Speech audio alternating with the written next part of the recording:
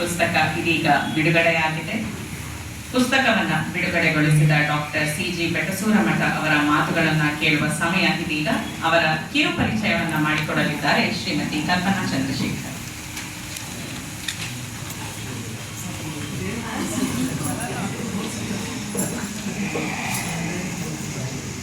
Doctor ಸಿ.ಜಿ. ಬೆಟಸೂರಮಠ ಅವರು ಒಬ್ಬ ದಾರ್ಶನಿಕ ನಾಯಕ. ಡಾಕ್ಟರ್ ಸಿ.ಜಿ. ಬೆಟಸೂರಮಠ ಅವರು ಒಬ್ಬ ದಾರ್ಶನಿಕ ನಾಯಕ, ಪರಿವರ್ತಕ, ಆಡಳಿತಗಾರ ಮತ್ತು ಅನುಕರಣೀಯ ವಿದ್ವಾಂಸರು. ಇವರು 1983ರಲ್ಲಿ ಕರ್ನಾಟಕ ಆಡಳಿತ ಸೇವಾ ಪರೀಕ್ಷೆಯಲ್ಲಿ ಅಗ್ರಸ್ಥಾನ ಪಡೆದಿದ್ದರು. ಮೈಸೂರಿನ ಆಡಳಿತ ತರಬೇತಿ ಸಂಸ್ಥೆಯಲ್ಲಿ ತರಬೇತಿ ಪಡೆಯುತ್ತಿದ್ದಾಗಲೇ ಅತ್ಯುತ್ತಮ ಪ್ರೊಫೆಷನಲ್ ಪ್ರಶಸ್ತಿ ಪಡೆದವರು. ಮೈಸೂರು ನಗರ ನಿಗಮದ ಆಯುಕ್ತರಾಗಿದ್ದಾಗ ಸತತ 2 ವರ್ಷಗಳ ಕಾಲ, ಅಂದರೆ 2015 ಮತ್ತು 2016ರಲ್ಲಿ ಭಾರತದ ಮೊದಲ ಸ್ವಚ್ಛ ನಗರ ಎಂಬ ಹೆಗ್ಗಳಿಕೆಗೆ ಪಾತ್ರವಾಗಿತ್ತು. ಡಾಕ್ಟರ್ ಬೆಟಸೂರಮಠ ಅವರು ಆರ್.ಕೆ. ನಾರಾಯಣ್ ಹೆರಿಟೇಜ್ ಹೌಸ್ ಸಂರಕ್ಷಣೆ ಮತ್ತು ಅಭಿವೃದ್ಧಿಯ ಹಿಂದಿನ ಪ್ರಮುಖ ವ್ಯಕ್ತಿಯಾಗಿದ್ದು, ಪ್ರಸಿದ್ಧ ಲೇಖಕರ ನಿವಾಸವನ್ನು ಮೈಸೂರಿನ ಶ್ರೀಮಂತ ಸಾಹಿತ್ಯ ಪರಂಪರೆಯನ್ನು ಸಾಕಾರಗೊಳಿಸುವ ವಿಶಿಷ್ಟ ಸಾಂಸ್ಕೃತಿಕ ಹೆಗ್ಗುರುತು ಮತ್ತು ಪ್ರವಾಸಿ ತಾಣವಾಗಿ ಪರಿವರ್ತಿಸಿದ್ದಾರೆ. 2016ರಿಂದ JSS ಮಹಾವಿದ್ಯಾಪೀಠದ ಕಾರ್ಯನಿರ್ವಾಹಕ ಕಾರ್ಯದರ್ಶಿಯಾಗಿ ಭಾರತದ ಅತಿ ದೊಡ್ಡ ಶೈಕ್ಷಣಿಕ, ಆಧ್ಯಾತ್ಮಿಕ ಮತ್ತು ಲೋಕೋಪಕಾರಿ ಸಂಸ್ಥೆಯ ಚುಕ್ಕಾಣಿ ಹಿಡಿದಿದ್ದಾರೆ. ಶಿಕ್ಷಣದಲ್ಲಿ ಬದಲಾವಣೆ ನಿರ್ವಹಣೆ, ಯೋಜಿತ ಮತ್ತು ಬಲವಂತದ ರೂಪಾಂತರಗಳ ಸಮಗ್ರ ವಿಶ್ಲೇಷಣೆ ಎಂಬ ವಿಷಯದ ಮಹಾಪ್ರಬಂಧಕ್ಕೆ ಡಾಕ್ಟರೇಟ್ ಪದವಿಯನ್ನು 2025ರಲ್ಲಿ ಪಡೆದಿದ್ದಾರೆ. ಇವರ ನಿರಂತರ ಅಧ್ಯಯನಶೀಲತೆಗೆ ಇದೇ ಉದಾಹರಣೆ. ಒಬ್ಬ ನಿಪುಣ ಕಲಾವಿದ ಮತ್ತು ಸೃಜನಶೀಲರಾದ ಡಾಕ್ಟರ್ ಸಿ.ಜಿ. ಬೆಟಸೂರಮಠ ಅವರು ಚಿತ್ರಕಲೆ, ಛಾಯಾಗ್ರಹಣ, ರೇಖಾಚಿತ್ರ, ಕ್ಯಾಲಿಗ್ರಫಿ ಕ್ಷೇತ್ರದಲ್ಲಿ ಆಸಕ್ತಿ ಹೊಂದಿದವರು. ಈಗ ಅವರ ಮಾತನ್ನು ಆಲಿಸೋಣ.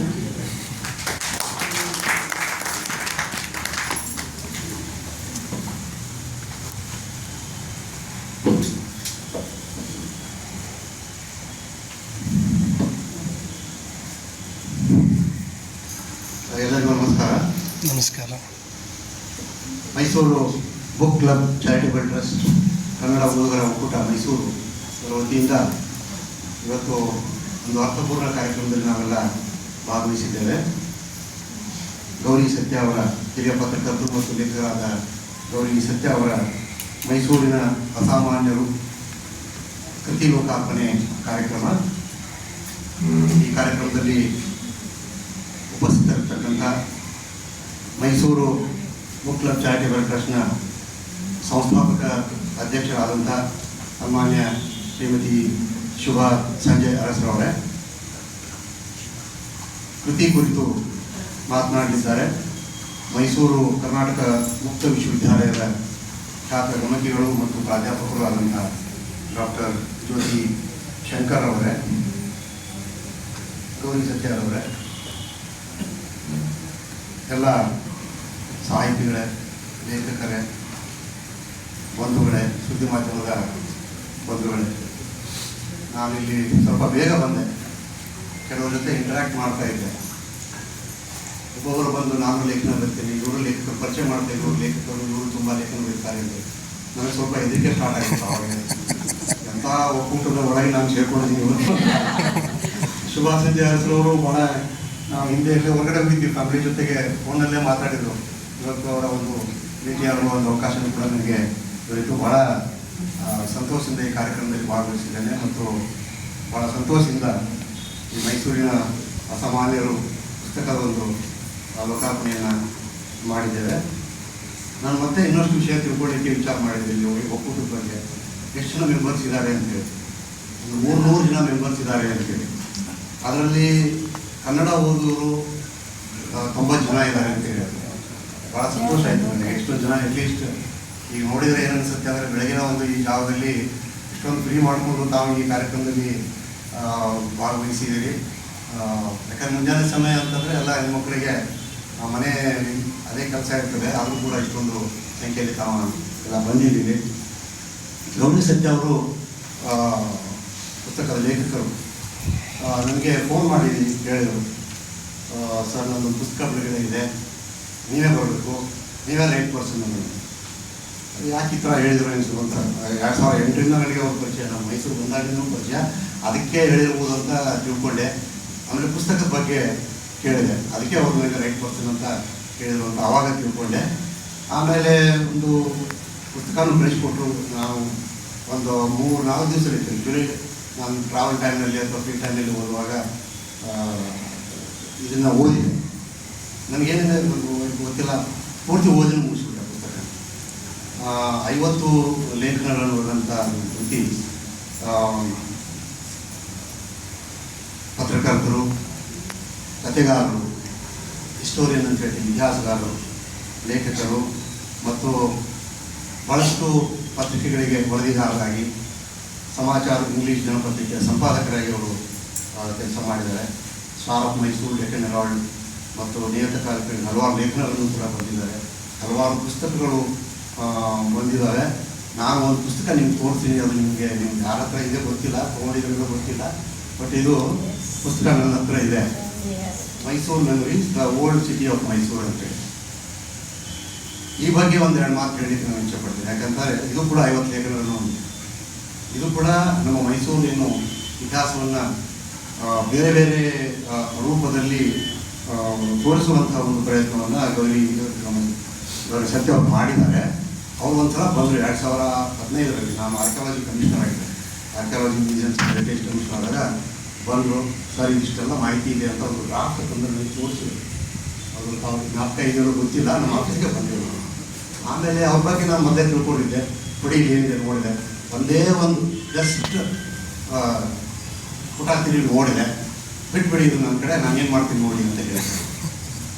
ಆಮೇಲೆ ಲಿವ್ ಟು ಮಿ ಅಂತ ಹೇಳಿ ನೆಕ್ಸ್ಟ್ ಒಂದು ತಿಂಗಳು 10 ತಿಂಗಳಲ್ಲೇ ಇದ್ರದ್ದು ಡ್ರಾಫ್ಟ್ ಕರಡು ಏನಿದೆ ಪ್ರಿಂಟಿಗೆ ಹೋಗಿದ್ದನ್ನು ಅವ್ರಿಗೆ ಕೊಟ್ಟೆ. ಇದು 2015ರಲ್ಲಿ archaeology museums and heritage commissioner ಆದಾಗ ಈ ಪುಸ್ತಕವನ್ನು ನಾನು ತೋರಿಸಿದಾಗ ಅವ್ರ ಕಡೆಗೆ ನನಗೆ ಎಡಿಟರ್ ಅಂತ ಹಾಕಿದ್ರು ಅದರಲ್ಲಿ. ಆಮೇಲೆ ಆಥರ್ ಗೌರಿ ಸತ್ಯ ಅಂತೇಳಿ. ಈ ಪುಸ್ತಕ 1000 ಪ್ರತಿ, ಈಗ 1 ಪ್ರತಿ ಉಳಿದಿಲ್ಲ. ಸೊ ಅಂತಹ ಒಬ್ಬ ಲೇಖಕರು, ಈ ಮೈಸೂರಿನ ಅಸಾಮಾನ್ಯರು, ಮೈಸೂರು ಮಿತ್ರದಲ್ಲಿ ಒಂದೇ ಒಂದು ವರ್ಷ ಅಂದರೆ 52 ವಾರದಂದರೆ 50 ವಾರ, ಪ್ರತಿ ವಾರ ತಪ್ಪದೇ ಈ ಲೇಖನಗಳನ್ನು ಬರೆದಿದ್ದಾರೆ ಅಂತಂದರೆ ನಿಜಕ್ಕೂ ಗೌರಿ ಸತ್ಯ ಅವರ ಸಾಧನೆ ಭಾಳ ಪ್ರಶಂಸನೀಯ. ಕಡೆಗೆ ಈ ಒಂದು ಲೇಖನಗಳನ್ನು ಪತ್ರಿಕೆಗಳಲ್ಲಿ ನೋಡಿ ಮೊದಲನೇ ಇವ್ರನ್ನ ಬುಕ್ ಮಾಡಿಕೊಂಡ್ರು. ಯಾರು ಮಹಿಮಾ ಪ್ರಕಾಶಿಂದ KV ಶ್ರೀನಿವಾಸ್ ಅವರು ಬಂದಿದ್ದಾರೆ. ಅವರು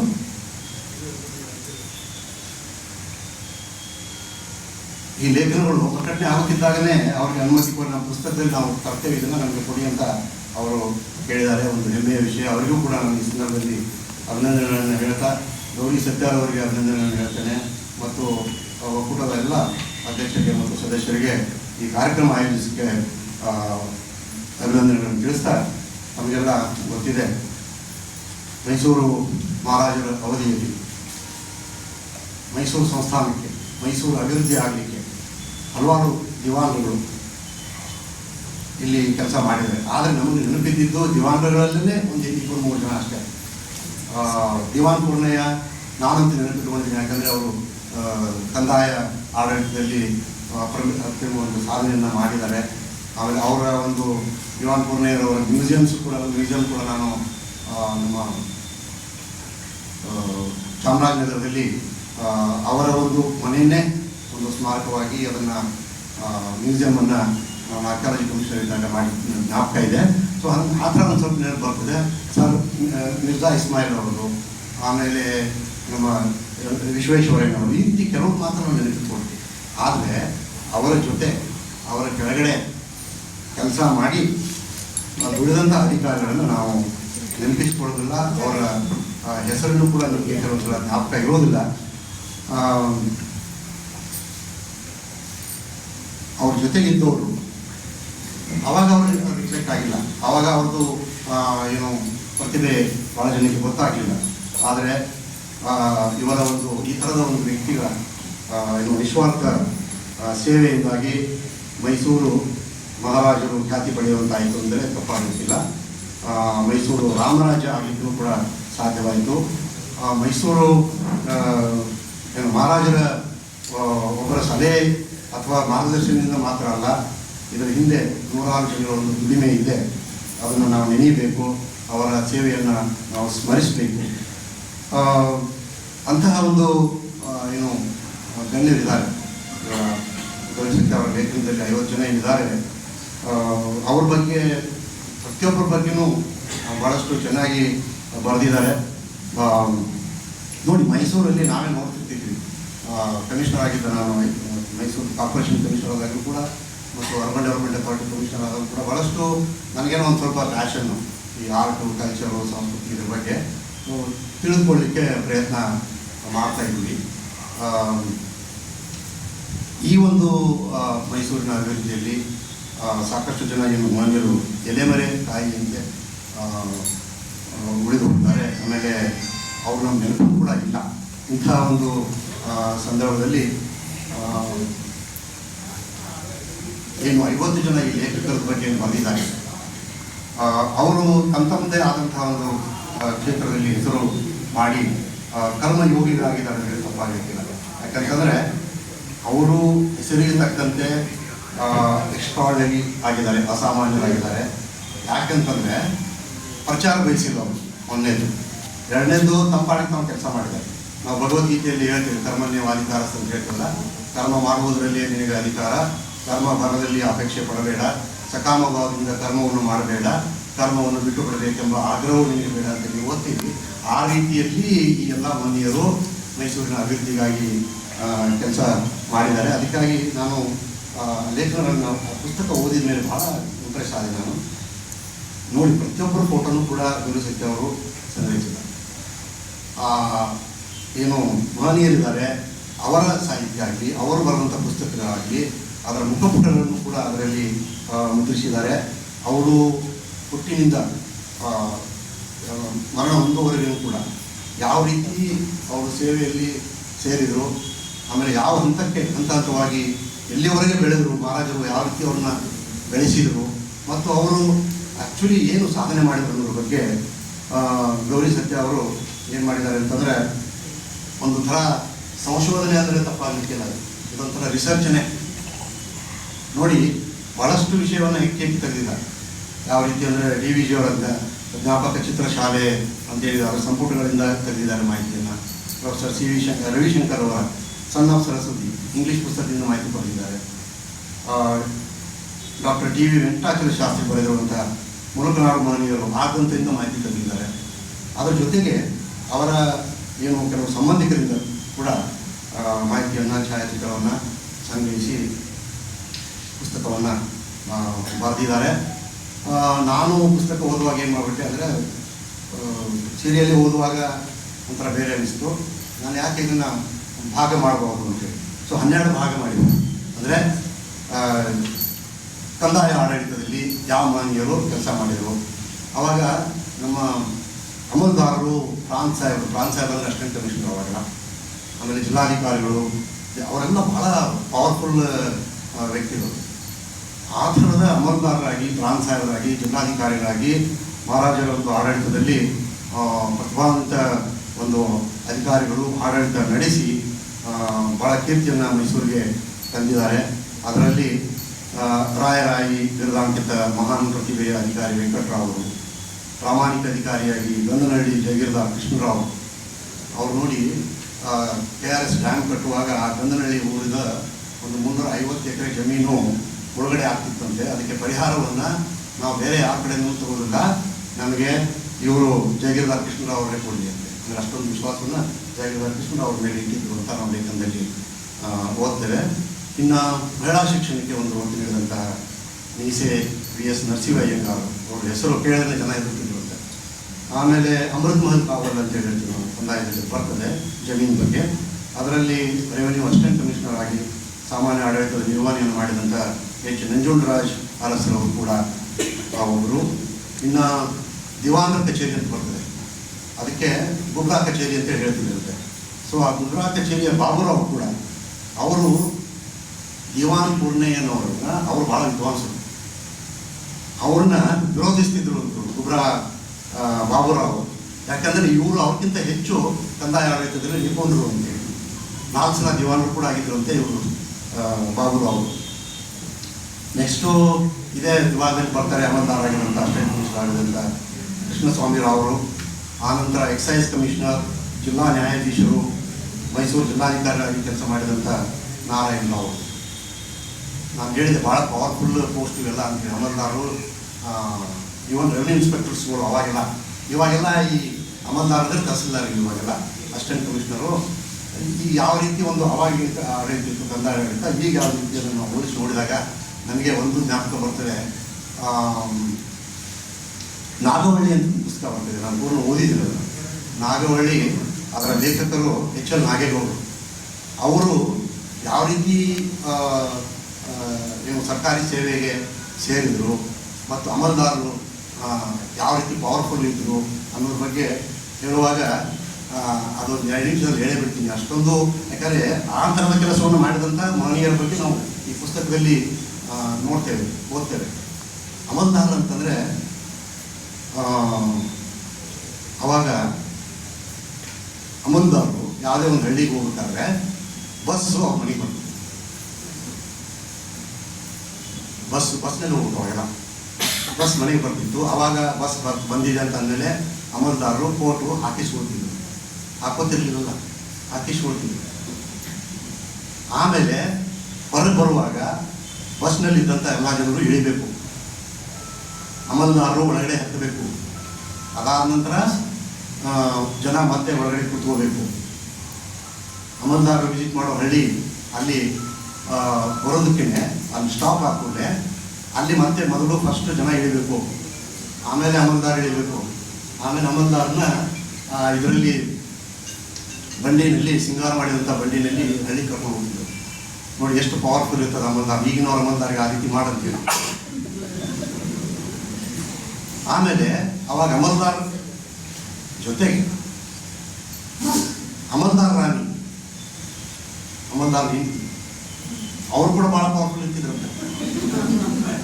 ಜೊತೆಗೆ ಇನ್ಸ್ಪೆಕ್ಟರ್ ಮತ್ತು ಇನ್ಸ್ಪೆಕ್ಟರ್ ರಾಣಿ ಅವ್ರ ಸ್ನೇಹಿತರು. ಸಿನಿಮಾಕ್ಕೆ ಹೋಗ್ಬೇಕಾದಾಗ ಅಲ್ಲಿ ಈ ಥರ ಥಿಯೇಟರ್ಗಳೆಲ್ಲ ಅವಾಗಿರಲಿಲ್ಲ. ಅವಾಗಿರುವಂಥ ಟೆಂಟ್ ಥಿಯೇಟರ್ಗಳೆಲ್ಲ ಅಮಲ್ದಾರ್ ರಾಣಿಯವರು, ಇನ್ಸ್ಪೆಕ್ಟರ್ ರಾಣಿಯವರು ಥಿಯೇಟರ್ ಸಿನಿಮಾ ನೋಡೋಕೆ ಬರ್ತಾರೆ ಅಂತಂದಮೇಲೆ ಅಲ್ಲಿ ಅವರಿಗೆ ಹಿಂದಿನ ಸೀಟು ರಿಸರ್ವು. ಆಮೇಲೆ ಇವರು ಕರೆಕ್ಟ್ ಟೈಮ್ಗೆ ಹೋಗಲ್ಲ, ಪಿಕ್ಚರ್ ಟೈಮ್ ಅದಕ್ಕಿಂತ ಮೊದಲು ಹೋಗಲ್ಲ, ಇದಕ್ಕೆ ಹೋಗಲ್ಲ. ಅವಾಗ ಅವರು ಹೋಗೋದ ಒಂದು ಅರ್ಧ ಪಿಕ್ಚರ್ ಮುಗಿದಿತ್ತು, ಆ ಟೈಮ್ನಲ್ಲಿ ಹೋಗ್ತಿದ್ರು. ಆಮೇಲೆ ಅವರು ಹಿಂಗೆ ಬಂದು ಕುಂತ ಮೇಲೆ ಪಿಕ್ಚರ್ ರೀಸ್ಟಾರ್ಟ್. ಚೆನ್ನಾಗಿ ರೋಗಿಸ್ತಿರ್ಲಿಲ್ಲಂತೆ. ಯಾಕೆಂದ್ರೆ ಅರ್ಧ ಮೂವಿನ ನಾನು ಇನ್ನೊಂದ್ಸಲ 2ನೇ ಸಲ ನೋಡ್ತಾ ಇದ್ದೀನಿ. ಸೊ ಇದು ಅಮಲ್ದಾರ್ ಮತ್ತು ಜಿಲ್ಲಾಧಿಕಾರಿಗಳ ಒಂದು ಇದು. ಸೊ ಅಂಥ ಪೋಸ್ಟ್ಗಳಲ್ಲಿ ಇದ್ದಂಥ ಈ ವ್ಯಕ್ತಿಗಳು. ಇನ್ನು ಇಂಜಿನಿಯರಿಂಗ್ ವಿಭಾಗದಲ್ಲಿ ಭಾಳಷ್ಟು ಜನ ಕೆಲಸ ಮಾಡಿದ್ದಾರೆ. ಎಕ್ಸಿಕ್ಯೂಟಿವ್ ಇಂಜಿನಿಯರ್ ಆಗಿ ಮಾಡಿದ್ದಾರೆ. ಅರಮನೆಯ ಒಂದು ಕಲ್ಯಾಣ ಮಂಟಪದ ಒಂದು ಪ್ರಸ್ತಾಪ ಬಂದಾಗ ಇರ್ವಿನ್ ಬಗ್ಗೆ ನಾವು ಕೇಳ್ತೀವಿ, ಅವರೆಲ್ಲ ಡಿಸೈನ್ ಮಾಡಿಕೊಟ್ರು ಅಂತೇಳಿ. ಆದರೆ ನಂತರದ ಕೆಲವು ಬದಲಾವಣೆಗಳನ್ನು ನಮ್ಮ PP ರಾಘವರು ನಾಯ್ಡುರವರು ಮಾಡಿಕೊಟ್ಟು ಅರಮನೆ ಅಷ್ಟೊಂದು ಸುಂದರವಾಗಿ ಕೊಡಲಿಕ್ಕೆ ಕೂಡ ಅವರು ಕಾರಣಗಳು ಅಂತ ಹೇಳ್ತೇವೆ. ಆಮೇಲೆ PWDನಲ್ಲಿ ಏಕೈಕವಾಗಿ ಚೀಫ್ ಇಂಜಿನಿಯರ್ ಆಗಿ ಕೆಲಸ ಮಾಡಿದಂಥ ನಾಡೀಗ ನೀಲಕಂಠಪ್ಪನವರು, ಅವರು NIE ಸ್ಥಾಪನೆ ಮಾಡಿದವರಲ್ಲಿ ಪ್ರಮುಖರು.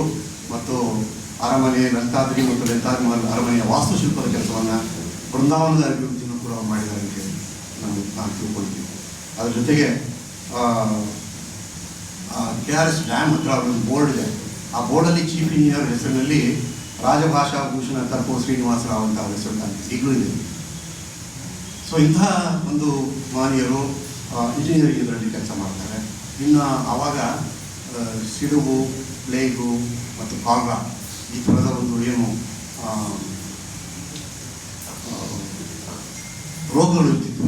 ಅಂಥ ಒಂದು ಪಿಡುಗನ್ನು ಭಾಳ ಸಮರ್ಥವಾಗಿ ನಿಭಾಯಿಸಿದಂತಹ ವೈದ್ಯರು ಕೂಡ ನಾವು ಅವರ ಬಗ್ಗೆ ಈ ಪುಸ್ತಕದಲ್ಲಿ ಕಾಣ್ತೇವೆ. ಅದರಲ್ಲಿ ಅತಿ ಮುಖ್ಯವಾದಂಥವ್ರು ಡಾಕ್ಟರ್ ಪದ್ಮನಾಭ ಪಲ್ಲು. ಇವರು ಬಹಳ ಒಂದು ಕೆಳಸ್ಥಳದಲ್ಲಿ ಹುಟ್ಟಿದವರು, ಸಮಾಜದಿಂದ ನಿರ್ಲಕ್ಷ್ಯನೂ ಕೂಡ ಅದರಿಂದ ಒಳಗಾದವರು. ಆದರೆ ಹಠ ಬಿಡದೆ ಅವರೇನು ಮಾಡಿದರು, 19ನೇ ಶತಮಾನದಲ್ಲಿ ಈ ರೋಗಗಳಿದ್ದಾವೆ, ಇದರ ವಿರುದ್ಧ ಹೋರಾಡಿ ಸಾವಿರಾರು ಜನರ ಒಂದು ಜೀವ ರಕ್ಷಣೆಯನ್ನು ಮಾಡಿ ಆ ಪುಸ್ತಕದಲ್ಲಿ ಹೇಳ್ತಾರೆ ಏನಂದರೆ, ಕೇರಳದಲ್ಲಿ ಅವರ ಒಂದು ಮನೆಯನ್ನು ಸರ್ಕಾರದವರು ಸಂರಕ್ಷಿತ ಕಟ್ಟಡವನ್ನಾಗಿ ಘೋಷಣೆ ಮಾಡಿದ್ದಾರೆ.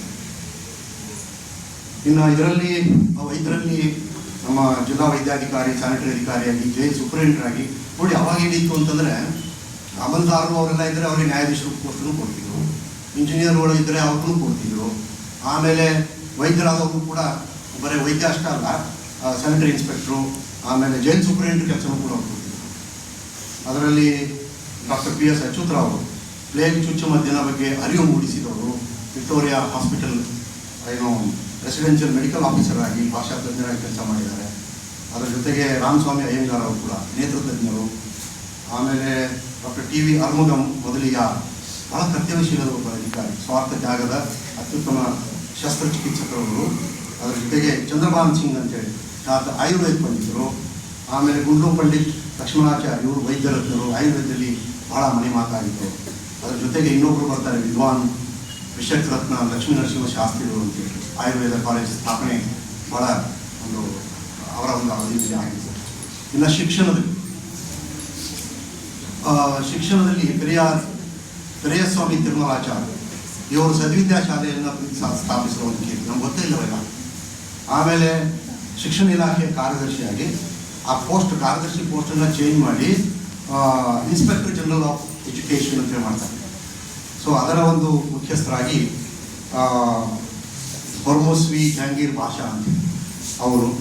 ಆಮೇಲೆ ರಾಯ್ ಬಹದ್ದೂರ್ ಅಂಬಿಲ್ ನರಸಿಂಹಲಿಂಗ ಇವರು ಕೂಡ ಮಹಿಳಾ ಶಿಕ್ಷಣದ ಜನಕ ಅಂತೇಳಿ ಹೇಳ್ತಾರೆ. ಅದರಲ್ಲಿ ಕ್ರಾಂತಿಯನ್ನು ಅವರು ಮಾಡಿದ್ದಾರೆ. ಅದರ ಜೊತೆಗೆ ಪೊಲೀಸ್ ಇಲಾಖೆಯಲ್ಲಿ ದಳವಾಯಿ ದೇವರಾಜ ಅರಸರು IGP ಸ್ಥಾನದವರೆಗೂ ಹೋಗ್ತಾರೆ. ಇಲಾಖೆಯಲ್ಲಿ ಶ್ಲಾಘನೀಯ ಒಂದು ಸೇವೆಯನ್ನು ಮಾಡ್ತಾರೆ. ದಳವಾಯಿ ಸೇತುವೆ ಅಂತ ನಾವೇನು ಹೇಳ್ತೀವಿ, ನಂಜನಗೂಡು ಬಳಿ ಒಂದು ಕಟ್ಟಡ ನದಿಗೆ ಒಂದು ಸೇತುವೆ ಇದೆ, ದಳವಾಯಿ ಸೇತುವೆ ಅಂತೇಳಿ ಅವರ ಒಂದು ಅವಧಿಯಲ್ಲಿ ಆಗಿದ್ದರು. ಅದರ ಜೊತೆಗೆ ನೋಡಿ, ಪೊಲೀಸ್ ಕಮಿಷನರ್ ಆದವರು ಕೂಡ ಪ್ಲೇಗ್ ಕಮಿಷನರ್ ಆಗಿ ಕೆಲಸ ಮಾಡಿದಂಥ, ವಿಶೇಷಾಧಿಕಾರಿ ಕೆಲಸ ಮಾಡಿದಂಥ ಮೊಹಮ್ಮದ್ ಜೈರುದ್ದೀನ್ ಮ್ಯಾಕಿ. ಮಹಾರಾಜರ ಕಾಲದಲ್ಲಿ ಮುಸ್ಲಿಂ ಏನು ಅಧಿಕಾರಿ, ಒಳ್ಳೆಯ ಅಧಿಕಾರಿ ಚಿಕ್ಕವರು ಕೂಡ ಇದರಲ್ಲಿ ಅವರು ತಮ್ಮ ಆಡಳಿತದಲ್ಲಿ ಕೆಲಸ ಮಾಡಿದ್ದಾರೆ. ಅದರಂತೆ ದಕ್ಷ ಪೊಲೀಸ್ ಅಧಿಕಾರಿಯಾಗಿ ಕೃಷ್ಣರಾವ್. ಅವಾಗೆಲ್ಲ ಏನಾಗ್ತಿತ್ತು ಅಂದರೆ, ಈ ಬ್ರಿಟಿಷ್ ಯುವರಾಣಿಯವರು, ಲಾರ್ಡ್ಸ್ಗಳು ಎಲ್ಲ ಮೈಸೂರಿಗೆ ಬಂದಾಗ ಅವರ ಒಂದು ಬಂದೋಬಸ್ತ್ ಕಾರ್ಯ ಆಗಲಿ, ಅವ್ರಿಗೆ ಯಾವುದೇ ರೀತಿಯಿಂದ ತೊಂದರೆ ಆಗದಂತೆ ನಡೆಸಿಕೊಡುವ ಒಂದು ಕೆಲಸವನ್ನು ಈ ಮಾನ್ಯರು ಭಾಳಷ್ಟು ಜನ ಮಾಡಿದ್ದಾರೆ. ಅದರ ಜೊತೆಗೆ ಅರಣ್ಯ ಇಲಾಖೆಯಲ್ಲಿ ಇದು ಕೂಡ ಭಾಳ ಮಹತ್ವದ್ದು, ಅದನ್ನು ಓದಬೇಕು ನಾವೆಲ್ಲ. ರಾವ್ ಬಹದ್ದೂರ್ ಮುತ್ತಣ್ಣ ಅಂತೇಳಿ 70 ವರ್ಷಗಳ ಕಾಲ ಅರಣ್ಯ ಇಲಾಖೆಯಲ್ಲಿ ಕೆಲಸ ಮಾಡಿದ್ದಾರೆ, ಗಮನಾರ್ಹ ಸೇವೆಯನ್ನು ಮಾಡಿದ್ದಾರೆ. ಆವಾಗ ಏನು ಮಾಡಿದರು ಅಂದರೆ, ಈ ಯುದ್ಧಕ್ಕೆ ಇಂಧನ ಬೇಕಲ್ಲ, ಅದಕ್ಕೆ ಅವ್ರು ಏನು ಮಾಡಿದರು, ಬೇಗ ಬೆಳೆಯುವ ಒಂದು ಮರಗಳ ಬೆಳವಣಿಗೆಗೆ ಉತ್ತೇಜನ ನೀಡ್ತಾರೆ, ಸೋಷಿಯಲ್ ಫಾರೆಸ್ಟ್ರಿ ಅಂತ ಹೇಳ್ತೀವಿ ಅದಕ್ಕೆ. ಆಮೇಲೆ ಕೆಡ್ಡ ಆಪರೇಷನ್ಗೂ ಕೂಡ ಪರಿಣತವರೆಲ್ಲ. ಅದ್ರ ಜೊತೆಗೆ ನ್ಯಾಯಾಂಗದಲ್ಲಿ ಕೂಡ ರಾಜಮಂತ್ರ ಪ್ರವೀಣ್ ಶ್ರೀನಿವಾಸ ಅಯ್ಯಂಗಾರ್ ಅವರು, ಜಸ್ಟಿಸ್ ಚಂದ್ರಶೇಖರ್ ಅಯ್ಯರ್ ಅವರು, ಆಮೇಲೆ ಮುಷೀರ್ ಮುಲ್ಕ್ ಮೀರ್ ಹಂಸಾ ಹುಸೇನ್ ಅಂತೇಳಿ ಅವರು ಪೊಲೀಸ್ IG ನ್ಯಾಯಾಂಗ ಡಿಸ್ಟ್ರಿಕ್ಟ್ ಆ್ಯಂಡ್ ಸೆಷನ್ಸ್ ಜಡ್ಜನ್ನು ಕೂಡ ಆಗಿ ಕೆಲಸ ಮಾಡಿದ್ದಾರೆ. ಈಗಾಗಲೇ ಹೇಳಿದಾಗೆ ಈ ಪ್ರೋಟೋಕಾಲ್ ಕೆಲಸ ಮಾಡಿದ್ರು ಅಂತ ಅವರೆಲ್ಲ ದರ್ಬಾರ್ ಬಕ್ಷಿ ಅಂತ ಹೇಳ್ತಾರೆ. ದರ್ಬಾರ್ ಬಕ್ಷಿ ಅವರಲ್ಲಿ ಪ್ರಮುಖರಾದಂಥವರು ಲಿಂಗರಾಜ ಅರಸರವರು, ಆಮೇಲೆ ವೆಂಕಟಾಚಾರ್ಯರವರು. ಅದ್ರ ಜೊತೆಗೇನೆ ಮಹಾರಾಜರು ಕುಸ್ತಿಗೂ ಕೂಡ ಭಾಳಷ್ಟು ಮಹತ್ವ ಕೊಡ್ತಿದ್ರು ಅಂತ. ಆವಾಗ ಕುಸ್ತಿ ಕಂಠಿರುವ ಪೈಲ್ವಾನ್ ಪಾಪಯ್ಯ ಅಂತ ಹೇಳಿ ಹೆಸರುವಾಸಿದ್ದಾರೆ. ಅವ್ರ ಬಗ್ಗೆ ಹೇಳ್ತಾರಂತೆ, ಆಕಾಶಕ್ಕೆ ಏನೇ ಇಲ್ಲ ಪೈಲ್ವಾನ್ ಪಾಪಯ್ಯನವರಿಗೆ ಜೊತೆ ಇಲ್ಲ ಅಂದರೆ ಅಷ್ಟೊಂದು ಖ್ಯಾತರಾಗಿದೆ. ಪುಸ್ತಕದಲ್ಲಿ ಓದ್ತೀವಿ. ಇನ್ನು ವೇದಾಂತ ಪಂಡಿತರು ಕೂಡ ಭಾಳ ಜನ, ವಿ ಸುಬ್ರಹ್ಮಣ್ಯಂ ಅಯ್ಯರವರು, ಶಿವರಾಮ್ ಶಾಸ್ತ್ರಿಗಳು, ಶ್ರೀಕಂಠ ಗಣಪಾಟಿಗಳೆಲ್ಲ, ಇವರೆಲ್ಲ ವೇದಾಂತಿಗಳು, ವೇದಶಾಸ್ತ್ರದಲ್ಲಿ ಬಹಳ ಅತ್ಯುನ್ನತ ಒಂದು ಸ್ಥಾನವನ್ನು ಪಡೆದಂಥವರು. ಅದರ ಜೊತೆಗೆ ಮಹಾರಾಜರು ಎಷ್ಟು ಕಲೆ, ಸಾಹಿತ್ಯ, ಸಂಸ್ಕೃತಿ, ಸಂಗೀತ, ನಾಟಕ, ನೃತ್ಯ, ಆಸ್ಥಾನ ಪಂಡಿತರು, ಆಮೇಲೆ ಯಕ್ಷಗಾನಕ್ಕೆ ಮಹತ್ವ ಕೊಡ್ತಿದ್ರು ಅಂತಂದರೆ ಅದರಲ್ಲಿ ಭಾಳ ಹೆಸರುಗಳನ್ನು ನಾವು ಕೇಳ್ತೇವೆ. ರಾಮಾನುಜಯ್ಯಂಗ, ಆಮೇಲೆ ಕಲಾಧುರಂಧರ್ ಮೈಸೂರು, ಕೆರಿಗಿರಿ ರಾಯರು ಅಂತೇಳಿ, ಪಂಡಿತ್ ದೇವ ಶಾಖಾಮಣಿ, ಅಳಸಿಂಗರಾಚಾರ್ಯರು, ಅವರೆಲ್ಲ ಮಹಾಭಾರತ, ಮಹಾರಾಮಾಯಣ ಇವೆಲ್ಲವನ್ನು ಕನ್ನಡದಲ್ಲಿ ಬರೆದವರು. ನಾನು ಹಂಗೆ ಸರ್ಚ್ ಮಾಡ್ತಾ ಇದ್ದೆ, ಅಮೆಝಾನ್ದಲ್ಲಿ ಈ ಪುಸ್ತಕಗಳು ಅವೈಲೇಬಲ್ ಇದೆ. ಅಮೆಝಾನ್ದಲ್ಲಿ ಪುಸ್ತಕಗಳು ಅವೈಲೇಬಲ್ ಇದೆ. ಯಾರೋ ನಮ್ಮ ಪಂಡಿತ್ ದೇವ ಶಾಖಾಮಣಿ, ಅಳಸಿಂಗರಾಚಾರ್ಯರು, ನನಗೆ ಜಸ್ಟ್ ಓಪನ್ ಮಾಡಿ ಸಿಗ್ತದೆಲ್ಲ, ರಾಮಾಯಣ, ಮಹಾಭಾರತ, ಭಾಗವತ ಕನ್ನಡ ಕೃತಿಗಳಲ್ಲಿ ಸಿಗ್ತವೆ. ಅದರ ಜೊತೆಗೆ ಭಾಳ ಅತಿ ಮುಖ್ಯವಾದಂಥದ್ದು, ನೀವು ಈಗಲೂ ಕೂಡ ಯೂಟ್ಯೂಬ್ನಲ್ಲಿ ಓಪನ್ ಮಾಡಿ ನೀವು ಹಾಡು ಕೇಳಬಹುದು. ಯಾವುದು ಅಂತಂದರೆ ಸ್ವಾಮಿ ದೇವರೇ ಲೋಕಪಾಲನೆ. ನಾನು ಮೊನ್ನೆ ಐತಿಲ್ಲ ಅಂತ ನೋಡಿ ಯೂಟ್ಯೂಬಲ್ಲಿ ಸರ್ಚ್ ಮಾಡಿದ್ದೆ. ವಿ ಆರ್ ಪಂತಲು ಅವರು ಏನೋ ಸ್ಕೂಲ್ ಮಾಸ್ಟರ್ ಅಂತ ಹೇಳಿ ಪಿಕ್ಚರ್ ತೆಗೆದ್ರು. ಆ ಪಿಕ್ಚರ್ದಲ್ಲಿ ಈ ಹಾಡಿದೆ. ಇದರ ಹಾಡು ಬರೆದವರು ಕವಿ ತಿಲಕ ಸೋಸ್ಲೆ ಅಯ್ಯಾಶ. ಗೊತ್ತಿರಲಿಲ್ಲ ನಮ್ಗೆ ಯಾರು ಬರೋದು ಅಂತ ಕೇಳ್ತಿದ್ವಿ ಅಷ್ಟೇ. ಅದೇ ರೀತಿ ಶಿಕ್ಷಣದ ಉನ್ನತಿಗಾಗಿ ದುಡಿದಂಥವರು ನಾರಾಯಣ ಅಯ್ಯಂಗಾರವರು. ಆಮೇಲೆ ಇನ್ನೊಂದು ಅತಿ ಮುಖ್ಯವಾದದ್ದು, ಅದು ಕೂಡ ಗುಬ್ಬಿ ವೀರಣ್ಣವರು ಮೊದಲು ನಾಟಕ, ಆನಂತರ ಚಲನಚಿತ್ರ ಪ್ರಾರಂಭ ಮಾಡಿದರು. ಸದಾರಮೆ ಅಂತೇಳಿ ನಾಟಕದ ಹೆಸರು ತಾವು ಕೇಳಿದ್ವಿ. ಸದಾರಮೆ ಚಲನಚಿತ್ರ ಕೂಡ ಆಯಿತು. ಆ ಚಲನಚಿತ್ರದ ಒಂದು ಏನು ಚಿತ್ರಕಥೆಯನ್ನು ಬರೆದಂಥವರು ಗಮಕದ ಗೌರಿ ದೇವರು ನರಸಿಂಹಶಾಸ್ತ್ರಿ. ಇದೆಲ್ಲರಿಗೂ ಗೊತ್ತಿರ್ತಾರೆ, ನಮಗೆ ಗೊತ್ತಿಲ್ಲ, ನನಗೆ ಗೊತ್ತಿಲ್ಲ. ಅದು ಆ ಪುಸ್ತಕದಲ್ಲಿ ಉಲ್ಲೇಖಿಸ್ತಾರೆ.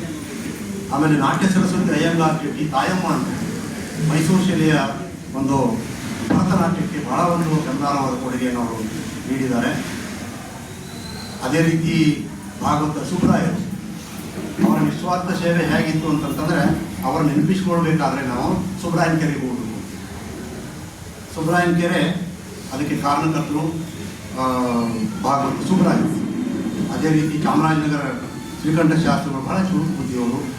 ಆನಂತರ ಇನ್ನೂ ಒಬ್ಬರು ನಾನು ಹೇಳಲೇಬೇಕು, ಯಾಕಂದರೆ ಅರ್ಥಶಾಸ್ತ್ರ ನಾನು MA ಮಾಡಿದವನು, PhD MA ಮಾಡಿದವನು, ಆಸ್ಥಾನ ವಿದ್ವಾನ ಕವಿರತ್ನ ಮಂಡಿಕಲ್ ರಾಮಶಾಸ್ತ್ರಿ. ರಾಮಶಾಸ್ತ್ರಿಗಳು ಯಾರು ಅಂತಂದರೆ, ನೀವು ಈ ಓರಿಯೆಂಟಲ್ ರಿಸರ್ಚ್ ಇನ್ಸ್ಟಿಟ್ಯೂಟ್ ಅಂತಿದೆ, ಅಲ್ಲಿ ಹೋಗಿ ಕೌಟಿಲ್ಯನ ಅರ್ಥಶಾಸ್ತ್ರ ತಾಳಗೇರದಲ್ಲಿ ಬರೆದಂಥ ತಾಳಗೇರಿ ನಿಮ್ಗೆ ಇದು ಸಿಗ್ತದೆ, ನೋಡ್ಬೋದು. ನೀವು ಬೇರೆ ಬೇರೆ ಕಡೆಯಿಂದ ಬರ್ತಾರೆ, ಜಗತ್ತಿನಾದ್ಯಂತ ಬರ್ತಾರೆ ಅದನ್ನು ನೋಡಲಿಕ್ಕೆ. ಅಲ್ಲಿ ಶ್ಯಾಮಾಶಾಸ್ತ್ರಿಗಳು ಅಂತೇಳಿ ಆ ಕೌಟಿಲ್ಯನ ಅರ್ಥಶಾಸ್ತ್ರವನ್ನು ತಾಳಗೇರಿಯಲ್ಲಿ ಬರೆದವರು. ಶ್ಯಾಮಾಶಾಸ್ತ್ರಿಗಳ ಗುರುಗಳು ರಾಮಶಾಸ್ತ್ರಿ. ಇದು ನನಗೆ ಗೊತ್ತಿಲ್ಲ. ಸೊ ಈ ರೀತಿ ಶಿಸ್ತು ಮತ್ತು ಶ್ರೇಷ್ಠ ಕವಿಯಾಗಿ, ಸಾಹಿತ್ಯದ ಪ್ರವರ್ತಕರಾಗಿ ನರಸಿಂಹಾಚಾರ್ಯರು. ನೋಡಿ, ಮತ್ತೊಂದು ಸಂತೋಷ ಏನಂತಂದರೆ, ನಾವು ಚಿಕ್ಕವರಿದ್ದಾಗ ಗೋವಿನ ಹಾಡು ಅಂತ ಒಂದು ಕೇಳ್ತೀವಿ. ಇಟ್ಟರೆ ಸಗಣಿ ಆದ ಇದು ಹಾಡ್ತಿರ್ತಾರೆ ಮಕ್ಕಳು. ಅದನ್ನು ಬರೆದವರು SG ನರಸಿಂಹಾಚಾರ್ಯ. ಅದೇ ರೀತಿ ನಮ್ಮ ಶ್ರೇಷ್ಠ ವರ್ಗದ ಕವಿಗಳು, ಅನುವಾದಕರು ಅಭಿನವ ಕಾಳಿದಾಸ ಬಸಪ್ಪ ಶಾಸ್ತ್ರಿ ಅಂತ ಹೇಳ್ತಾರೆ. ಮತ್ತು ಮಂಡ್ಯ ವರಂಗಾಚಾರ್ಯರು, ಕನ್ನಡ ರಂಗದ ಆಚಾರ್ಯರು. ಆಮೇಲೆ ಕನ್ನಡ ರಂಗಭೂಮಿಯಾಗ ಒಂದು ಮುನ್ನಡೆಗಾಗಿ ಶ್ರಮಿಸಿದಂಥ ನಾಟಕದ ನರಸಿಂಹರಾಯರವರು. ಅದೇ ರೀತಿ ಸಮಾಜ ಸೇವೆಯಲ್ಲಿ ತುಂಬೆವು ರಾಮಶಾಸ್ತ್ರಿ ಅವರ ಹೆಸರು ಕೇಳ್ತೇವೆ. ರಾಜಸೇವಾ ಸಂಘ P. ನರಸಿಂಹಯ್ಯ ಅವರ ಹೆಸರನ್ನು ನಾವು ಕೇಳ್ತೇವೆ. ಸೊ ಇವಿಷ್ಟು ನನಗೆ ಕ್ಷಮಿಸಬೇಕು. ನಿಮ್ಮ ಶ್ರುತಿ ಬಗ್ಗೆ ಮಾತಾಡೋ ನಾನೇ ಹೇಳ್ಬಿಟ್ರೆ ನನ್ನೆಲ್ಲ ಅಂತ ನಾನು ಸ್ವಲ್ಪ ನಿಲ್ಲಿಸ್ಕೊಳ್ತೀನಿ ಅಷ್ಟೇ. ಇನ್ನು ಅವರು ನಾನು ಭಾಷಣ ಕೇಳಿದರೆ ಭಾಳ ಚೆನ್ನಾಗಿ ಮಾತಾಡ್ತಾರೆ. ಒಂದು ಕಾರ್ಯಕ್ರಮದಲ್ಲಿ ನಾವು ಜೊತೆಗೆ ಕೂಡಿದ್ವಿ. ಇನ್ನು 5 ನಿಮಿಷ ತಗೊಳ್ತೇನೆ. ನಾನು ಕಮಿಷನರ್ ಆದಾಗ, Mysuru city corporation commissioner, urban development authority commissioner ಮತ್ತು ಆರ್ಕಿಯಾಲಜಿ ಮ್ಯೂಸಿಯಮ್ಸ್ ಮತ್ತು ಹೆರಿಟೇಜ್ ಕಮಿಷನರ್ ಆದಾಗ ನನಗೇನು ಗೊತ್ತಿಲ್ಲ. ಅಡಿಷನಲ್ DC ಆಗಿ ನಾನು ಮೈಸೂರಿಗೆ ಬಂದಾಗ, ಅದ ನಂತರ ನನಗೆ ಇಲ್ಲೇ ಪೋಸ್ಟಿಂಗ್ ಮಾಡ್ಕೊಂತವರು. ನಾನು ಯಾವ ಪೋಸ್ಟಿಂಗ್ ಟ್ರೈ ಮಾಡಿಲ್ಲ, ಎಲ್ಲೆಲ್ಲಿ ಹಾಕಿದರೆ ಅಲ್ಲಿ ಕೆಲಸ ಮಾಡಿದ್ದೆ. ನನಗೆ ಏನು ಅಂತಂದರೆ ಒಂದು ಪ್ಯಾಷನ್ನು, ಮೈಸೂರಿನ ಬಗ್ಗೆ ಭಾಳ ತಿಳ್ಕೊಂಡು. ಅದು ಅರ್ಬನ್ ಡೆವಲಪ್ಮೆಂಟ್ ಅಥಾರಿಟಿ ಕಮಿಷನರ್ ಆದಾಗಲೂ ಕೂಡ ಎಲ್ಲ ಹೆರಿಟೇಜ್ ಬಗ್ಗೆ ಭಾಳಷ್ಟು ತಿಳ್ಕೊಂಡಿದ್ವಿ. ಕಾರ್ಪೊರೇಷನ್ ಕಮಿಷನರ್ ಆದಾಗಂತೂ ಇಲ್ಲಿ 200ಕ್ಕಿಂತ ಹೆಚ್ಚು ಹೆರಿಟೇಜ್ ಬಿಲ್ಡಿಂಗ್ಸ್ ಸಂರಕ್ಷಣೆ ಬಗ್ಗೆ ಪ್ರಶ್ನೆ ಬಂತು. ಅದರ ನಂತರ ಆರ್ಕಿಯಾಲಜಿಯಿಂದಾಗಿ ಒಂದು 2-3 ಮ್ಯೂಸಿಯಮ್ಸ್ಗಳನ್ನು ಸ್ಥಾಪನೆ ಮಾಡುವ ಕೆಲಸವನ್ನು ನಾನು ಮಾಡಿ, ಆಮೇಲೆ ಆರ್.ಕೆ. ನಾರಾಯಣ್ ಹೌಸ್ ಅವ್ರ ಬಗ್ಗೆ ಪ್ರಸ್ತಾಪ ಮಾಡಿದರು. ಅದ್ರದ್ದು ಒಂದು ಸ್ಟೋರಿನ ಬೇರೆ. ಅದೇನಾಗಿತ್ತು ಅಂತಂದರೆ, ಒಂದು ಹಾಫ್ ಡೇ ನಾವು ಲೇಟ್ ಮಾಡಿದರೆ ಆ ಮನೆ ನೆಲಸಮ ಆಗ್ತಿತ್ತು ಆರ್.ಕೆ. ನಾರಾಯಣ್ ಹೌಸ್. ಅದು ನಾನು ಅರ್ಬನ್ ಡೆವಲಪ್ಮೆಂಟ್ ಅಥಾರಿಟಿ ಕಮಿಷನರ್ ಆದಾಗಲೇ ಅದು ಗಮನಕ್ಕೆ ಬಂತು ನನಗೆ. ಅವಾಗಿನ ಅರ್ಬನ್ ಡೆವಲಪ್ಮೆಂಟ್ ಮಿನಿಸ್ಟ್ರು ಫೋನ್ ಮಾಡಿದರು, ಮೆಟ್ಸೂರು ಮಾಡಿ ಟು ಪ್ರೊಟೆಕ್ಟ್ ದಟ್ ಬಿಲ್ಡಿಂಗ್. ನಾನಂತೆ ಸರ್ ಇದರಲ್ಲಿ ಅದು ಸಂರಕ್ಷಣೆ ಮಾಡಬೇಕಾದ್ರೆ ರೂಲ್ಸ್ ಇಲ್ಲಲ್ಲ ಅಂತಂದೆ. ಅದೇನು ನನಗೆ ಗೊತ್ತಿಲ್ಲ, ಅದೇನು ಮಾಡ್ತೀವಿ ಮಾಡಿ ಅಂದ್ಬಿಟ್ಟು ಕಡೆಗೆ ಅಲ್ಲಿ ಹೋದೆ, ವಿಸಿಟ್ ಮಾಡಿದೆ. ಆಮೇಲೆ ಆರ್.ಕೆ. ನಾರಾಯಣ್ ಅವ್ರ ಬಗ್ಗೆ ನನಗೆ ನೋಡಿ ಯಾವಾಗ ನನಗೆ ಅವ್ರ ಬಗ್ಗೆ ತಿಳ್ಕೊಳ್ಳೋ ಒಂದು ಅವಕಾಶ ನನಗೆ ತಿಳ್ಕೊಂಡೆ. ಆಮೇಲೆ ಆ ಹೆರಿಟೇಜ್ ವ್ಯಾಲ್ಯೂ ಅಂದ್ರೆ ಏನು, ಹೆರಿಟೇಜ್ ಪ್ರಿಸಿಂಕ್ಟ್ ಅಂತಂದ್ರೆ ಏನು, ಇದೆಲ್ಲ ತಿಳ್ಕೊಂಡು ಅದು ಒಂದು ಹೆರಿಟೇಜ್ ವ್ಯಾಲ್ಯೂವನ್ನು ಹೊಂದಿದಂತಹ ಕಟ್ಟಡ ಅಂತ ತಿಳ್ಕೊಂಡು ನಾನೊಂದು ಪ್ರಿಯಾಂಬಲ್ ಹಾಕಿ ಒಂದು ಸೆಕ್ಷನ್ ಕೋಟ್ ಮಾಡಿ ಆರ್ಡರ್ ಮಾಡಿ ಇಟ್ ಈಸ್ ಪ್ರೊಟೆಕ್ಟೆಡ್ ಮಾನ್ಯುಮೆಂಟ್ ಅಂತ ಹಾಕಿಬಿಟ್ಟಿದ್ವಿ, ಹೆರಿಟೇಜ್ ಬಿಲ್ಡಿಂಗ್ ಅಂತ. ಅಂದರೆ ಆರ್ಡರ್ ಮಾಡಿ ಈಗ ನೀವು ಹೋದರೆ ಆರ್.ಕೆ. ನಾರಾಯಣ್ ಹೌಸ್ ಒಳಗಡೆ ಹೋಗಿ ಲೆಫ್ಟ್ಗೆ ಹೋದರೆ ದೊಡ್ಡದಾಗಿ ಅದರಲ್ಲಿ ಏನು ನಾನು ಆರ್ಡರ್ ಮಾಡಿದ್ದೆ ಅದರ ಪ್ರತಿ ಅದೇನೇ ಕಾಣ್ತಿದೆ, ನನ್ನ ಸಿಗ್ನೇಚರು ಇದೆ ಅದರಲ್ಲಿ. ಸೊ ಅದನ್ನು ಮಾಡಿದ್ದಕ್ಕೆ ಅದು ಉಳೀತು. ನಂತರ ಪೂರ್ತಿ ಎಲ್ಲ ಸ್ಟಡಿ ಮಾಡಿ ಕನ್ಸೆಪ್ಟ್ ಪ್ಲ್ಯಾನ್ ಮಾಡಿ ಗೌರ್ಮೆಂಟಿಗೆ ಕೊಟ್ಟೆ. ಆಮೇಲೆ ಪರ್ಮಿಷನ್ ಕೇಳಿದೆ. ಅದನ್ನ ಪೂರ್ತಿ ಪ್ರಾಪರ್ಟಿನ ನಾವು ತೊಗೋಬೇಕು ಅಂತೀವಿ. ತೊಗೊಳ್ಬೇಕಾದಾಗ ಅವರ ಮೊಮ್ಮಗಳು ಭುವನೇಶ್ವರಿ ಅಂತ ಹೇಳೋದು ಜ್ಞಾಪಕ ಇದೆ, ಅವ್ರನ್ನ ಸಂಪರ್ಕ ಮಾಡಿದ್ದೀವಿ. ಭುವನೇಶ್ವರ್ ಗಂಡನೂ ಕೂಡ ಇದ್ದರು. ಈಗ ಹೆರಿಟೇಜ್ ಬಿಲ್ಡಿಂಗ್ ಅಂತ ನೀವು ಮಾಡಿದ್ರಿ, ಇದು ಮಾರಾಟಕ್ಕೆ ಮಾಡೋಕ್ಕೆ ಸಾಧ್ಯ ಇಲ್ಲ. ಯಾಕಂದರೆ ಅದೇನು ಬಿಲ್ಡಿಂಗನ್ನು ಪರ್ಚೇಸ್ ಮಾಡಿದ್ರು, ಪ್ರಾಪರ್ಟಿ ಪರ್ಚೇಸ್ ಮಾಡಿದ್ರು, ಅವ್ರ ಡಿಮಾಲಿಷನ್ ಆಲ್ಮೋಸ್ಟ್ ಮುಗಿದು ಹೋಗ್ಬಿಟ್ಟಿತ್ತು. ಇನ್ನೇನು ಅರ್ಧ ನಿಮಿಷದ ಪೂರ್ತಿ ಹೋಗ್ಬಿಟ್ಟಿತ್ತು. ಕಡೆಗೆ ಅದನ್ನು ಪ್ರೊಟೆಕ್ಟ್ ಮಾಡಿದ್ವಿ. ಅದಕ್ಕೆ ಕಡೆಗೆ ಅದನ್ನು ಕನ್ಸರ್ವೇಷನ್ ಮಾಡಬೇಕು ಅನ್ನೋ ಒಂದು ಪ್ರಶ್ನೆ ಬಂದಾಗ ಏನೋ ಒಂಥರ ಒಮ್ಮೊಮ್ಮೆ ಯೋಗ ಆಯೋಗ ಕೂಡು ಬರ್ತವೆ, ಒಮ್ಮೊಮ್ಮೆ ಕೂಡುವುದಿಲ್ಲ. ನಾವೇನೋ ಡಿಕ್ಲೇರ್ ಮಾಡಿದ್ವಿ, ಅವ್ರು ನನಗೆ ಬೆನ್ನ ತಟ್ಟಿದ್ರು, ಸರ್ ನೀವು ಮಾಡಿದ್ರಿ, ನಮ್ಮ ದುಡ್ಡು ಹೋಯ್ತು, ಬಿಲ್ಡಿಂಗು ಹೋಯ್ತು, ನೀವು ನನಗೆ ಏನು ಮಾಡ್ತೀರಿ ಅಂತ. ಇಲ್ಲ, ನಾವು ಅದನ್ನು ಪರ್ಚೇಸ್ ಮಾಡ್ತೀವಿ ಸರ್ಕಾರದಿಂದ ಅಂತಂದ ಮೇಲೆ ಸರ್ಕಾರ ಕಳಿಸಿದ್ವಿ. ಸರ್ಕಾರದವರು ಇನ್ನೇನು ಅದಕ್ಕೆ ಆರ್ಡರ್ ಕಳಿಸಬೇಕನ್ನೋ ಇನ್ನೂ ತಯಾರಿಯಲ್ಲಿ ಇದ್ದಾಗಲೇ ನನಗೆ ಆರ್ಕಿಯಾಲಜಿ ಕಮಿಷನರ್ ಅಂತ ಟ್ರಾನ್ಸ್ಫರ್ ಆಯಿತು ಅರ್ಬನ್ ಡೆವಲಪ್ಮೆಂಟ್ ಅಥಾರಿಟಿ. ಅಲ್ಲಿಂದ ನಾವು ಸ್ಟಾರ್ಟ್ ಮಾಡಿದ್ದೆ. ಆಮೇಲೆ 1 ವರ್ಷ ಮತ್ತೆ ಹಾಗೆ ಹೋಯಿತು, ಮಾಡೋಣ ಅಂತೇಳಿ ಎಲ್ಲ ಹೇಳ್ತಾ ಇದ್ವಿ, ಕನ್ವಿನ್ಸ್ ಮಾಡ್ತಾ ಇದ್ವಿ. ಕಡೆಗೆ ಕಾರ್ಪೊರೇಷನ್ ಕಮಿಷನರ್ ಆಗಿ ಬಂದಾಗ ಫಸ್ಟ್ ಕೆಲಸ ಮಾಡಿದ್ದು ಆ ಫೈಲು ಕಾರ್ಪೊರೇಷನ್ದೊಳಗೆ ಆದೇಶ ಇತ್ತು ಸರ್ಕಾರದಿಂದ, ಏನು ಅಂದರೆ ಅದನ್ನು ಪರ್ಚೇಸ್ ಮಾಡಿ ನಿಮ್ಮ 13th ಫೈನಾನ್ಸ್ ಕಮಿಷನ್ ಫಂಡ್ಸಿಂದ ಕೊಡಿ ಅಂತೇಳಿ. ಅಲ್ಲಿ ಅದೆಲ್ಲ ಕಾರ್ಪೊರೇಟರ್ಸ್ಗಳು ಅನ್ಯಾಯ ಕೊಡಬೇಕು, ಸರ್ಕಾರದವ್ರಿಗೆ ಬೇರೆ ಕೊಡಲಿ ಅಂತೇಳಿ. ಕಡೆಗೆ ನಾನೇನು ಮಾಡಿ ಮತ್ತೊಂದು ಕರೆದ್ಬಿಟ್ಟು ಫಸ್ಟ್ ಫೈಲ್ ತೆಗೆದುಬಿಟ್ಟು ಅದನ್ನು ಅವ್ರಿಗೆ ಹೇಳಿದೆ, ಭುವನೇಶ್ವರಿ ಮತ್ತು ಅವ್ರ ಗಂಡಿಗೆ, ನೀವು ಮೇಲೆ ಬರೋಕ್ಕೆ ಹೋಗಿ ನಾನು ಕೇಳ್ಕೊಡ್ತೀನಿ, ಅಲ್ಲೇ ಕೂತ್ಕೊಂಡು ಡಿಸ್ಕಸ್ ಮಾಡಿಬಿಟ್ಟು ಫೈನಲ್ ಮಾಡಿಬಿಟ್ಟು ರೇಟು ಪರ್ಚೇಸ್ ಮಾಡೋದು ಅಂತ ಬಂದುಬಿಟ್ಟು ಪರ್ಚೇಸ್ ಮಾಡಿ ಕಾರ್ಪೊರೇಷನ್ ಹೆಸರಲ್ಲಿ ದಾಖಲಿಸಿಕೊಂಡು ಆಮೇಲೆ ಮೊದಲೇ ಕನ್ಸೆಪ್ಟ್ ಪ್ಲಾನ್ ತಯಾರು ಮಾಡಿದ್ರು. ಆಮೇಲೆ 30 ಲಕ್ಷ ರೂಪಾಯಿ ಖರ್ಚು ಮಾಡಿ ಅದನ್ನು ಕನ್ಸರ್ವೇಷನ್ ಮಾಡಿದ್ವಿ, ರಿಸ್ಟೋರ್ ಮಾಡಿದ್ವಿ. ಆಮೇಲೆ ಅಲ್ಲಿ ಅವರ ಆರ್.ಕೆ. ನಾರಾಯಣ್ ಅವರ ಎಲ್ಲ ವಸ್ತುಗಳು ನಮಗೆ ಬೇಕಾಗಿತ್ತು. ನಾವು ಭುವನೇಶ್ವರಿಗೆ ಕೇಳಿದ್ರು, ಎಲ್ಲಿದ್ದಾವೆ ಅವರೆಲ್ಲ ಅಂತೇಳಿ, ಅವ್ರ ಪ್ರಶಸ್ತಿಗಳು, ಬಟ್ಟೆ ಏನೇನೆಲ್ಲ ಕೊಡಿ ಅಂತ. ಯಾಕಂದರೆ ಏನಾಗಿತ್ತು ಅಂದರೆ ನನಗೆ ನೋಡಿ, ನಾನು ಮೊದಲೇ ಹೇಳಿದ್ನಲ್ಲ ಕಾಶ್ಮೀರದ ಬಗ್ಗೆ ಹೆರಿಟೇಜ್ ಬಗ್ಗೆ ತಿಳ್ಕೊಳ್ಳೋದು. ನಾನು ಇಂಗ್ಲೆಂಡ್ ಹೋಗಿದ್ದೆ, ಅದು ಟ್ರಾನ್ಸ್ಫರ್ ಆಗುತ್ತೆ ನಮ್ಮ ಮೂಡಾಗಿಂದ. ಇಂಗ್ಲೆಂಡಲ್ಲಿ ಸ್ಟಾಟ್ಫೋರ್ಡ್ ಅಂತ ಅಂತಿದೆ, ಅಲ್ಲಿ ಶೇಕ್ಸ್ಪಿಯರ್ ಹೌಸ್ ನಾನು ನೋಡಿ ಹೊರಗಡೆ ಬಂದಾಗ ನಾನು ಟ್ರಾನ್ಸ್ಫರ್ ಆಗಿದೆ ಅಂತ ಹೇಳಿ ನಾನೇನು ಅದೇ ಮಾದರಿಯಲ್ಲಿ ಆರ್.ಕೆ. ನಾರಾಯಣ್ ಹೌಸನ್ನು ನಾವು ಮಾಡೋಣ ಅಂತ. ಕಡೆಗೆ ಫಸ್ಟ್ ಬಂದಿದ್ದ ಕೆಲಸ ಅದೇ ಮಾದರಿಯಲ್ಲಿ ಅದು ಇಟ್ಕೊಳ್ಳೋಂಥ ಅವರೆಲ್ಲ ವಸ್ತುಗಳನ್ನು ತರಿಸ್ಕೊಂಡಿವಿ. ಚೆನ್ನೈದಿಂದ ಎಲ್ಲ ತರಿಸ್ಕೊಂಡು ಆರ್ಕಿಯಾಲಜಿನಲ್ಲಿ ಇನ್ನೂ ನಾವು ಇನ್ಚಾರ್ಜ್ ಅಡಿಷನಲ್ ಚಾರ್ಜ್ನೂ ಕೂಡ ಇದೆ. ಅದನ್ನು ಡಿಸ್ಪ್ಲೇ ಮಾಡಲಿಕ್ಕೆ ಏನು ಬೇಕು, ಯಾವ ರೀತಿ ಬೇಕು, ಅವ್ರ ಸಾಹಿತ್ಯವನ್ನೆಲ್ಲ ಮಾಡಿ ಬೋರ್ಡ್ಗೆಲ್ಲ ಹಾಕಿ ಅದನ್ನು ಪ್ರೊಟೆಕ್ಟ್ ಮಾಡಿದ್ವಿ. ಈಗ ಅದು ಆರ್.ಕೆ. ನಾರಾಯಣ್ ಹೆರಿಟೇಜ್ ಹೌಸ್ ಅಂತ ಹೇಳಿ ಗೂಗಲ್ದಲ್ಲಿ ಕೂಡ ಸಿಗುತ್ತೆ. ಆದರೆ ಅದರ ಮೇಂಟೆನೆನ್ಸ್ ಅವಾಗ ಏನು ಮಾಡ್ತಿದ್ವಿ ನಾವು ಇದ್ದಾಗ, ಈಗ ಸ್ವಲ್ಪ ಕಾರ್ಪೊರೇಷನ್ ಮಾಡಬೇಕು. ನಾನು ಈಗಾಗಲೇ ಅದ್ರ ಬಗ್ಗೆ ಹೇಳಿದ್ದೇನೆ. ಇದು ನಾನು ಯಾಕೆ ಹೇಳ್ತೀನಿ ಅಂತಂದರೆ, ಅವ್ರ ಬಗ್ಗೆ ನನಗೆ ಗೊತ್ತಿತ್ತು, ಮಾಡಿ. ಅದರ ಜೊತೆಗೆ ದಿವಾನ್ ಪುರ್ಣೆ ಅವ್ರ ಬಗ್ಗೆನೂ ಹೇಳಿದೆ, ಗುಜರಾತಲ್ಲಿ ನಾವು ಮಾಡಿದ್ದು. ಆಮೇಲೆ ಕಾರ್ಪೊರೇಷನ್ ಕಮಿಷನರ್ ಆದಾಗ ಇನ್ನೊಂದು ಒಳ್ಳೆಯ ಅವಕಾಶ ಇತ್ತು. ಮಹಾರಾಜ್ ಇಷ್ಟೊಂದೆಲ್ಲ ಈ ಒಂದು ಇದಕ್ಕೆ ಮೈಸೂರಿಗೆ ಇಷ್ಟೊಂದೆಲ್ಲ ಕೆಲಸ ಮಾಡಿದ್ದಾರೆ, ನಾವೇನಾದರೂ ಮಾಡಬೇಕು, ನಮ್ಮ ಕೊಡುಗೆ ಅಂತ ಹೇಳ್ತಾರೆ. ಆವಾಗ ಈ ಆರ್ಗೇಟ್ ಅಂತ ಹೇಳ್ತೀವಿ ಗೊತ್ತಿರೋದು ಹಾರ್ಡಿಂಗ್ ಸರ್ಕಲ್ ಅಂತ ಊರಲ್ಲಿ ಆರ್ಗೇಟ್ ಅಂತ 6 ರಸ್ತೆ ಕೂಡ್ತಾವೆ. ಸೊ ಅಲ್ಲಿ ನನಗೆ ಖುಷಿ ಅನಿಸ್ತಿದೆ. ಅವರ ಮೊಮ್ಮಗಳು ಇಲ್ಲೇ ಇದ್ದಾರೆ. ನಮ್ಮ ಜಯಚಾಮರಾಜ್ ಒಡೆಯರ್ ಅವರ ಒಂದು ಸ್ಟ್ಯಾಚ್ಯೂ ಸ್ಥಾಪನೆ, ಅದು ಸರ್ಕಲ್ ಅಭಿವೃದ್ಧಿ ಕೆಲಸ ನನ್ನ ಮೇಲೆ. ಸೊ ನಾನು ಅದು ಬಿಡಲಿಲ್ಲ. ರಿಟೈರ್ ಆಗೋದ್ರೊಳಗೆ ಇದನ್ನು ನಾನು ಮಾಡೇನೆ, ಕಂಪ್ಲೀಟ್ ಮಾಡಬೇಕು ಮತ್ತು ಉದ್ಘಾಟನೆಯೂ ನನ್ನ ಅವಧಿಯಲ್ಲೇ ಮುಗಿಸಬೇಕು ಅಂತೇಳಿ ಪಣ ತೊಟ್ಟು ನಾನು ಮಾಡಿದೆ. ಆ ಜಯಚಾಮರಾಜ್ ಒಡೆಯರ್ ಸ್ಟ್ಯಾಚ್ಯೂ ಮಾಡಿದ್ರು. ಎಷ್ಟು ಚೆನ್ನಾಗಿ ಮಾಡಿದ್ದಾರೆ ಅಂದರೆ, ನಾನು ಪ್ರತಿನಿತ್ಯ ಅಲ್ಲಿ ಹೋಗ್ತಿದ್ದೆ. ಬಂಡೆ ತಂದರು ಅವರು ಕಲ್ಲನ್ನು ಫಸ್ಟ್ ಅದಕ್ಕೆ ಕೆಲಸ ನೀವೇ ಅದಕ್ಕೆ ಸ್ಟಾರ್ಟ್ ಮಾಡಿ ಅಂತ ಒಂದು ಇದನ್ನು ಸುತ್ತಿಗೆ ಮತ್ತು ಇದನ್ನು ಕೊಟ್ಟು ನನ್ನ ಕಡೆನೇ ಮಾಡಿಸಿದ್ವಿ. ಆಮೇಲೆ ದಿವಸನೂ ನಾನು ನೋಡ್ತೀನಿ ಹೆಂಗೆ ಮಾಡ್ತಾರೆ ಇವರು. ವರ್ಕ್ ಕೊಟ್ಟೆ ನಾವು ಆ ವರ್ಕ್ ಯಾರು ಕೊಟ್ಟು ನಾನು ಆಮೇಲೆ ಹೇಳ್ತೀನಿ. ಅವ್ರು ನಿಂತು ಯಾವ ರೀತಿ ನಿಜವಾಗ್ಲೂ ಇವರೇ ಜಯಚಾಮರಾಜ ಒಡೆಯರ್ ಸ್ಟ್ಯಾಚ್ಯೂ ಅನ್ನೋ ಇದರಲ್ಲಿ ಆ ಮೂರ್ತಿಯನ್ನು ಕೆತ್ತನೆ ಮಾಡಿದ್ರು. ಇನ್ನೊಂದು ವಿಷಯ ನಿಮ್ಗೆ ಗೊತ್ತಿಲ್ಲ, ಚಾಮರಾಜ ಒಡೆಯರ್ ಒಂದು ಸ್ಟ್ಯಾಚ್ಯೂ ಇದೆ. ಯಾವ ಕಡೆ? ಕಾಲೇಜ್ ಬಲರಾಮ ಗೇಟ್, ಕೋಟೆ ಆಂಜನೇಯ ಟೆಂಪಲ್ ಇದೆಯಲ್ಲ, ಅದರ ಹತ್ರ ಇದೆ. ಇವನ್ನೆಲ್ಲ ಸ್ವಲ್ಪ ದಯವಿಟ್ಟು ತಿಳ್ಕೊಬೇಕು. ನಾವು ಅವಾಗೆಲ್ಲ ಹೆರಿಟೇಜ್ ಆರ್ಕಿಯಾಲಜಿಗಳಿದ್ದಾಗ heritage walk, heritage tonga, heritage cycle ಇವನ್ನೆಲ್ಲ ನಾವು ಮಾಡ್ತಿದ್ದೀವಿ. ಅವಾಗ ನಮಗೂ ಅವಾಗ ತಿಳ್ಕೊಂಡೆ. ಚಾಮರಾಜ ಒಡೆಯರ್ದು ಸ್ಟ್ಯಾಚ್ಯೂ ಮಾಡಿದಾಗ ಅವರ ಮುಖ ಅವರಂತೆ ಇಲ್ಲ ಅಂತೇಳಿ ಮಹಾರಾಣಿಯವರು ಹೇಳಿದಂತೆ ಆ ಮುಖವನ್ನು ಅದನ್ನು ಮೇಲಿನ ಭಾಗ ತೆಗೆದು ಅಲ್ಲಿ ಮತ್ತೊಂದು ಅವ್ರ ಮುಖ ಅವರಂತೆ ಹೋದ ಒಂದು ಮುಖವನ್ನು ಅಲ್ಲಿ ಇಟ್ಟಿದ್ದಾರೆ. ನೋಡಿ ಗೊತ್ತಿತ್ತ, ಇದು ಒಂದೇ ಕಲ್ಲಿಲ್ಲ, ಆ ಮುಖ ಬೇರೆ ತಂದು ಹಾಕಿದ್ದಾರೆ. ಸೊ ಇದು ನಾನು ಜಯಚಾಮರಾಜ ಒಡೆಯರ್ ಸ್ಟ್ಯಾಚ್ಯೂ ಪ್ರಶ್ನೆ ಬಂದಾಗ ನನಗೆ ಇದು ಇಲ್ಲ, ಚೆನ್ನಾಗಿನೇ ಆಗಬೇಕು, ನಾನು ನೋಡಬೇಕು ಅಂತ. ಅವರು ಕಟ್ಕೋತಿದ್ರು ಜಯಚಾಮರಾಜ ಒಡೆಯರ್ ಮಹಾರಾಜರೆಲ್ಲ. ಹಗ್ಗ ಇದೇನು ನಿಜವಾದ ಹಗ್ಗನೋ ಅನ್ನೋ ರೀತಿಯಲ್ಲಿ ಮುಟ್ಟಿ ನೋಡಬೇಕು ಅನ್ನೋ ರೀತಿಯಲ್ಲಿ ಕೆತ್ತನೆ ಮಾಡಿದ್ದಾರೆ. ಸಮೀಪದಿಂದ ನೋಡಿದಾಗ ಗೊತ್ತಾಗುತ್ತೆ.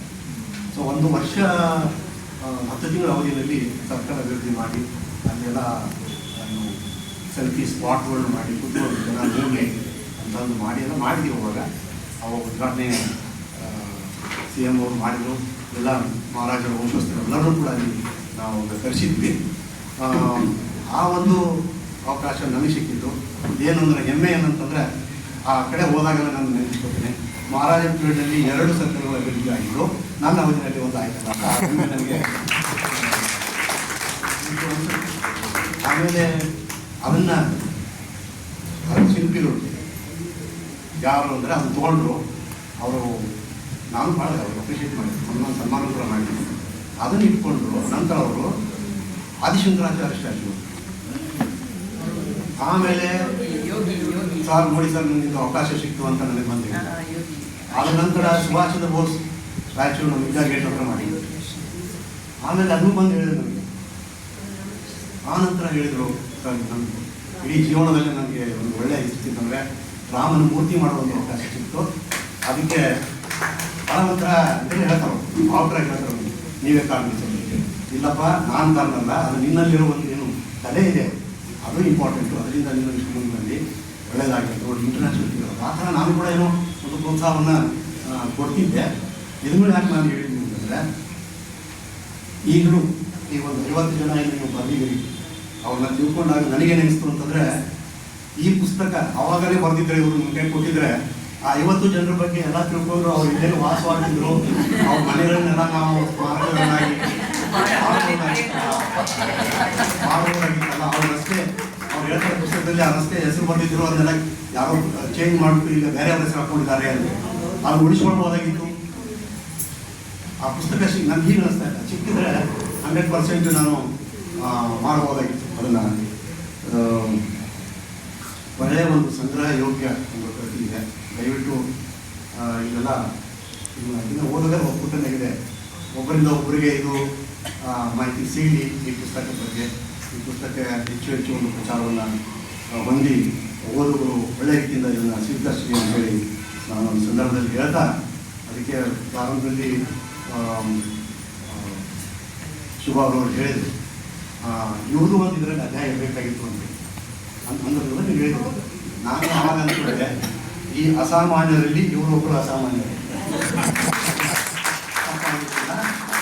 ಅವರ ಬಗ್ಗೆನೇ ಒಂದು ಬೇರೆ ಪ್ರತ್ಯೇಕವಾಗಿ ಒಂದು ಪುಸ್ತಕ ಬರಲಿ ಅಂಥೇಳಿ ಆಶಿಸ್ತಾ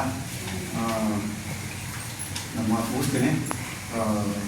ಎಲ್ಲರಿಗೂ ಒಳ್ಳೆಯದಾಗಿ. ಧನ್ಯವಾದ.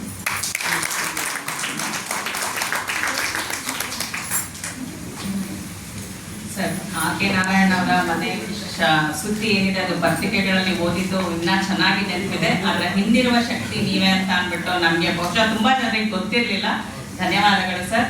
ಸೊ ಮೈಸೂರಿಗೆ ಅಂದ್ರೆ ಸಾಂಸ್ಕೃತಿಕ ನಗರಿ ಮೈಸೂರಿಗೆ ತನ್ನದೇ ಆದ ರೀತಿಯಲ್ಲಿ ಕೊಡುಗೆಯನ್ನ ನೀಡಿದ ಡಾಕ್ಟರ್ CG ಬೆಟ್ಸೂರ್ಮಠ ಅವರು ಈ ಒಂದು ಪುಸ್ತಕದ ಬಗ್ಗೆ ಒಂದು ಕಿರುನೋಟ ನೀಡಿದ್ದು ನಿಜಕ್ಕೂ ಅರ್ಥಪೂರ್ಣವಾಗಿತ್ತು.